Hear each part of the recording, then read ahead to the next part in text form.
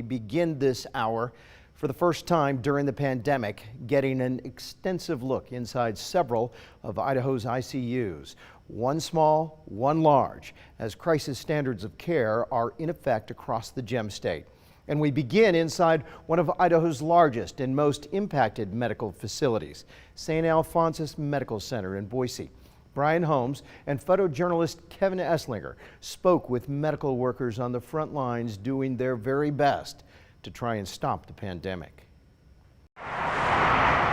Tens of thousands pass by Saint Alphonsus Regional Medical Center every day. 9 stories high, it's the largest building for miles, making it hard to miss. But it may be easy for the outside world to ignore what's going on inside. Let's start on the 3rd floor. This is the main intensive care unit. We've got 22 beds in this unit.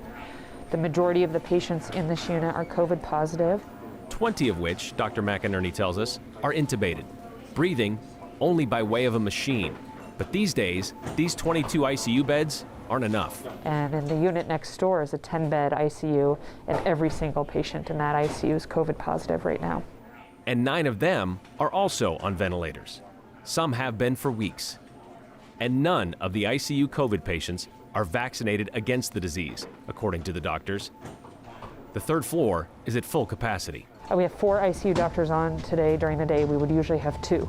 Which is why 2 floors below and in a separate section of Saint Alphonsus, a surgical recovery room has been turned into another ICU. 8 more beds they expect will soon see their first critically ill patients. But before they get here, they usually start here in the emergency department.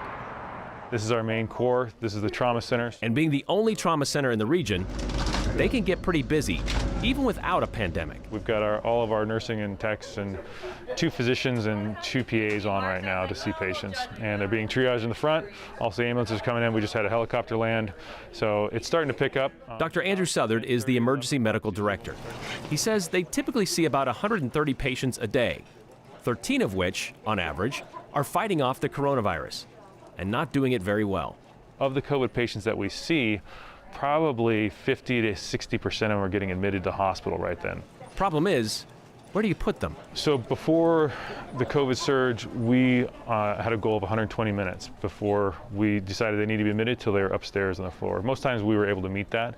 Oftentimes it would be within 60 minutes. So that's our goal. We are not meeting that goal anywhere close at this point. What is it now? I would say on average we're 4 to 5 hours at this point on a good day. On a bad day, we're looking, again, 16 hours or so sometimes down here. So like every other unit at Saint Alphonsus, they've had to create more space. So this was previously we had all of our equipment storage in here. We used to keep all of our oxygen, splints, supplies in here, and now this is a 6-bed treatment area for patients. So it works pretty well. It's a little tight, but better than sitting outside in the waiting room. And that means their conference room became the storage room. Yeah, 6 months ago, this is where we did education and conferences. It was a nice conference room, but we don't do that anymore in here. That's kind of exactly what the ER is. You just kind of do what you got to do. One of a list of many things they've had to adjust under this COVID crush. What do you say to people who say, y'all should have been ready for this? You should have expected this. You should have been prepared. Yeah. You can never be prepared for everything. We train for disasters all the time. We've trained for chemical disasters and biological warfare. But when you're talking about a sustained momentum of months or a year and a half now, I don't think anyone can actually prepare for it. The reaction mentally for his staff has been just as much of an adjustment. The ER, I think, is the most resistant place in the hospital. We're used to seeing bad things happen to good people, but I think what is the hardest thing right now for the staff is knowing that we're basically watching people get ill and die of a preventable disease. Meanwhile, in another area of the hospital, the 9th floor of the central tower is usually dedicated to joint replacement and rehab. Normally we wouldn't have beds in here. This is a gym for physical therapy. However, at this point it's been repurposed as a COVID unit for overflow. It actually had COVID patients in it earlier this week, adding to the 32 already on this floor. Fortunately, we had some discharges. Unfortunately, we also had 5 deaths within our hospital here. And so we have the space available today. The 9th isn't the only converted COVID floor. The 5 central floor was also an orthopedic floor, now exclusively dedicated to COVID care. There's 32 beds down there. Some of which rely on bells, an old school way to ring for help. 2 dedicated floors with overflow rooms. And it's still not enough to keep up with increasing coronavirus cases. Equally alarming that we're meeting records for both ICU care and just hospitalizations daily, that we're surpassing, just blasting through our records from December of 2020. Does that shock you? Not really. We just cracked 40% vaccination rate for the state. Life is normal now, right? So people have pandemic fatigue. People are not masking, they're not distancing, they're enjoying all the jubilation that fall brings with football games, festivals, concerts, back to school, of course. And so it does not surprise me that with business as normal, with all those activities, low vaccination rate, mask hesitancy, that we're seeing what we're seeing here inside the hospital. All right, I guess I'm going to cut to the chase. Do you take that personally? Do I take it personally? It saddens me, because I see these as preventable deaths. We have an effective vaccine, and bringing in the emotionality of taking it personally would only hinder that therapeutic relationship. But I know that it's weighing on all of our healthcare providers. Providers like Carrie Smith, Oh, thank you.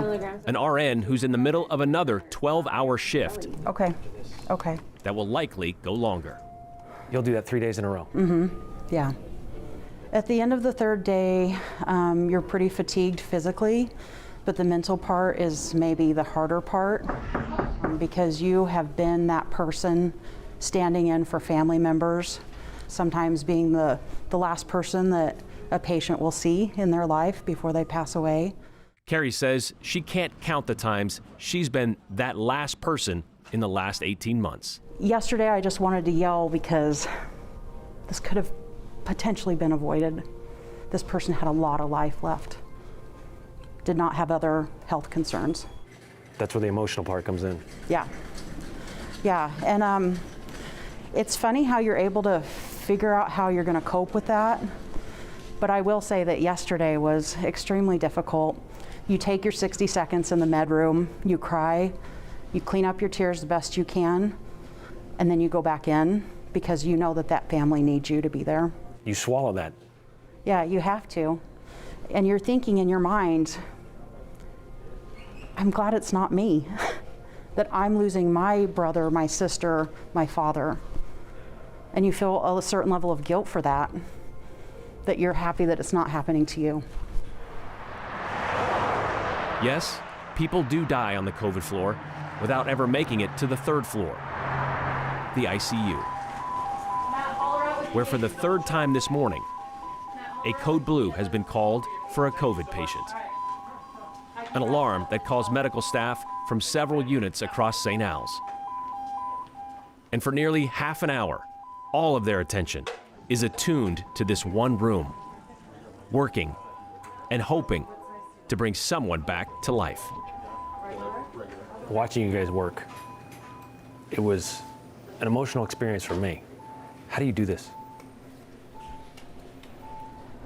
A couple of things. This is what I was trained to do. It's what we were all trained to do. It's not that the death doesn't affect us, right? We're not robots. We all tear up, go home and cry to our family members at various times. And then, I've said this before, you know, this is when you feel like you're doing this in the context of a team, and that idea that you're not alone doing this, that helps a little as well. Because you saw I wasn't alone in there. A bunch of people ran in to help. They do this every time. Oh yeah, it's daunting. And our team's struggling, right? There's this this moral distress that's happening amongst healthcare workers, amongst physicians, nurse practitioners, physician assistants, respiratory therapists, nurses, CNAs.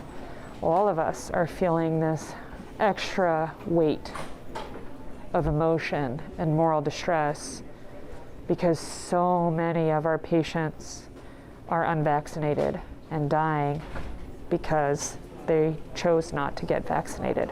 Do you see the light at the end of the tunnel at all? No, You don't. no.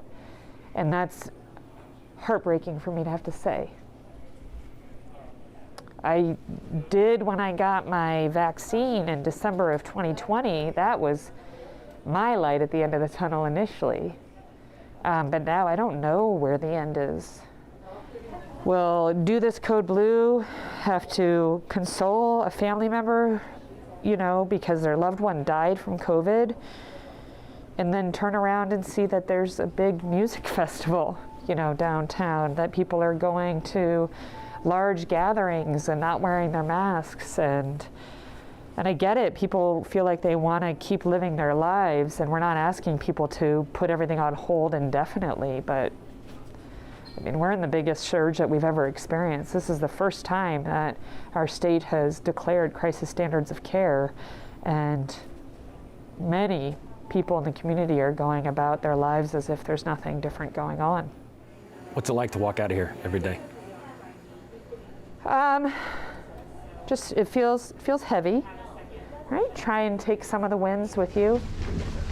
The wins are tracked too, at the employee entrance, where everyone is reminded why they keep coming back. There's been a lot of times that I just make it out to my car and it takes me 30 minutes to get the car started to head home.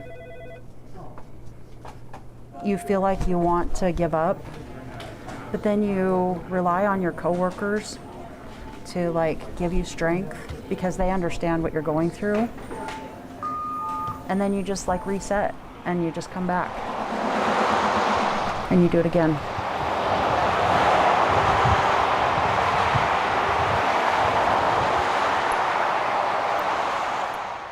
Dr. McIlerney says it's difficult, and difficult as days we saw this week. The hardest part, though, she says, of coming to work at the ICU is making sure that they have enough staff to take care of the patients and to make sure they feel supported so they can keep coming back.